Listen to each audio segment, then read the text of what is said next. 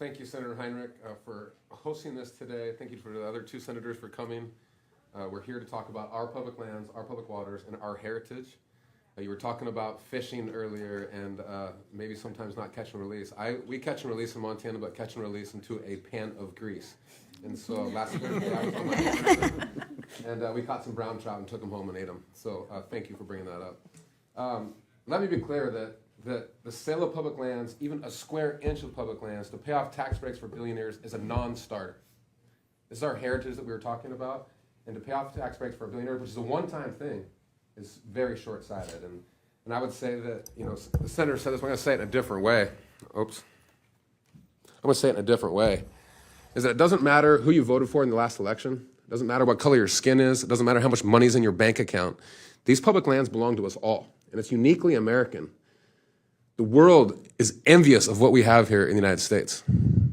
The wildlife belongs to the people, and we have places to go. That's what is at stake here. And right now, in my 25-year career, there couldn't be more threats pointed at our public lands.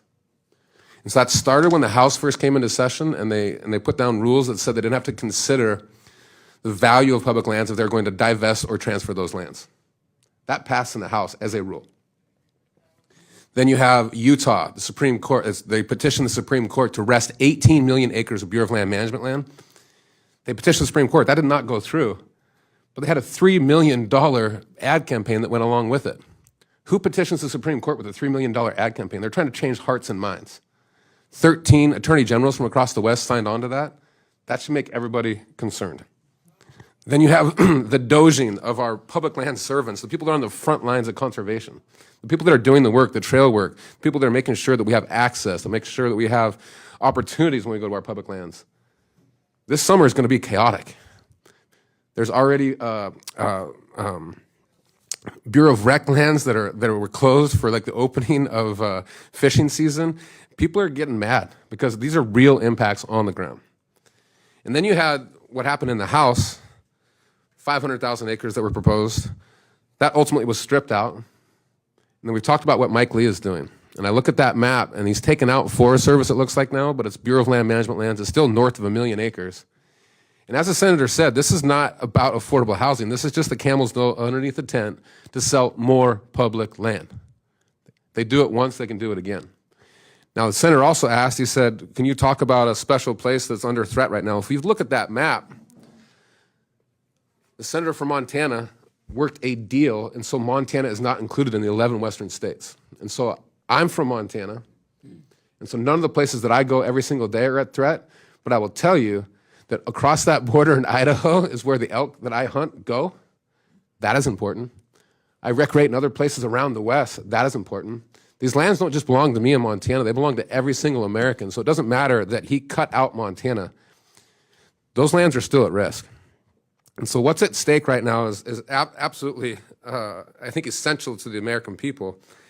And it's been laid out in Project 25. This should be no surprise to anybody. This is what they want to do. They want to defund, dismantle, and then divest. And divest is just a fancy word for sell it to F off. That is the plan. And it's a one-time deal for people that are chomping at the bit to either make money off of our public lands for themselves or to privatize them for themselves anyways, to have a private playground. So the threat is real, but what I love is that they've kicked the hornet's nest. Back in 2017, Congressman Chaffetz did this, and he got it handed to him in a week. And I've talked to you about this, Senator, but like a week later, he pulls his support from this bill. It's going to sell 3 million acres, and he's dressed in all camo, and he's holding a hunting dog that does not hunt. He said, I heard you people. I will pull back my support for the bill, very bill that I introduced a week ago, which does not happen out here very often. That was because of the pressure back then. Right now, it's even bigger. And what I would say is the difference is that it was really hunters and anglers that led that back in 2017. This picture is much bigger now. If you go on social media right now, and maybe it's because that's where my feed is, but it is all walks of life that are talking about this. Again, Democrat, independents, Republicans, hunters, anglers, bird watchers, kayakers, ranchers, loggers. All these people that depend on public lands and love these public lands are speaking up. Because that's all we have. We have leaders that are sitting at this table right now that we depend on, but all we have in America is our voices, and right now, we are pissed. And so I take a lot of faith that we are pissed. I think people are not only going on social media, but they're creating art This woman sent me a bumper sticker that was pretty rad that she just did. There's music that's happening. Whatever kind of opportunities they have to tell the story, they are telling that story. And so I have a lot of faith in that. And so we're pushing back. And so what's at stake? Oh, it's just where you go hunt and fish and recreate. Well, that's part of it. But guess what? With that recreation comes $1.2 trillion in the outdoor economy that is based on public lands. Without those public lands, that economy goes away. Now, we talk about the economy all the time. That $1.2 trillion can not only be sustainable, but we can grow it. We have to care and feed it. And so to me, that's at stake. I think it's where we feed our families. I go hunting, I go picking huckleberries. It's a great place for my kids to explore and get off that darn phone. It's for all of us to find solace. It's that place where we escape. And another thing I would tell you is that 70% of our clean water starts on public land.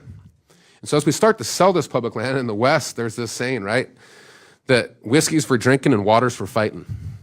It's because water is such a finite resource. And so do we want somebody owning the headwaters of our rivers and have to pay them to actually use our own water? I would say, hell no. So if you think about like what's at stake, it's this outdoor economy, it's our way of life, it's the food that we feed our families.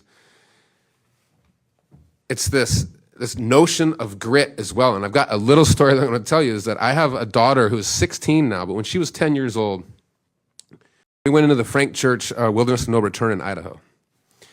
She was 10 years old. She was the youngest person on this trip. It was hot like it is here, not quite as humid, but it was hot. So we're walking along on this trail, and the first start of this trail is pretty even, but the dust is just every time you step, because it's so hot, it's so dry. We get up, and there's the next third is really steep. We're getting up to this high mountain lake. And she stops talking. And if you know my daughter, she's a lot like me. We're always talking. And so when she's not talking, something is wrong. So I said, hey, what's going on? She's like, I don't feel good. And so we're with a bunch of people, and I said, hey, when are we stopping for lunch? Oh, 20 minutes. I'm like, she can make it 20 minutes. Well, 20 minutes turns into 30 minutes, turns into an hour. We finally stop. She is just beat. I actually picked her up and I stuck her in the water and shook her a little bit. You can't shake babies, but you can shake kids. I shook her a little bit, and kind of her face, her color starts to come back. And then I tell her, and this is probably the hardest thing I've ever done, but I tell her the story about Theodore Roosevelt, who got over his asthma by being strong in limb and in lung, which meant he got out into the woods and he walked around. There wasn't inhalers back then. He had to make his lungs strong. So I told her that story, and I said, he faced adversity. And that's kind of what you're going through now, but it's up to you what you do with that. And then as a father, the hardest thing I've ever done is I turned away and walked away. And I said it was up to her, and so I come back about 2 minutes later, and I'm like, so what do you want to do? Knowing that if we turn around at that point, that's her decision. She's like, I want to do it. And so she ends up hiking up this trail. It's super steep. She's one of the first people that gets to the lake. She strips down into her swimsuit, jumps into this icy lake. It's like this moment. And now she's 16 years old, and she's going to go to college this next year, and she's going to face all sorts of adversity.